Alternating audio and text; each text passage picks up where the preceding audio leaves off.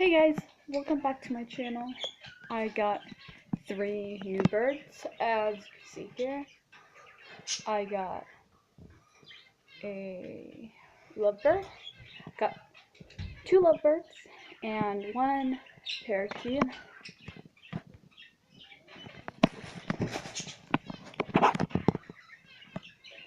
Here's one of the lovebirds, and there's the other, and there's a parakeet that I got too. This one is different from my others.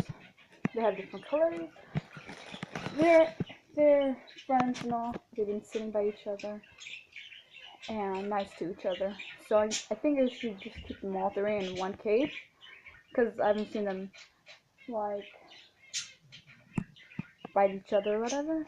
So I think they'd be perfect together because they have to sit by each other and stuff.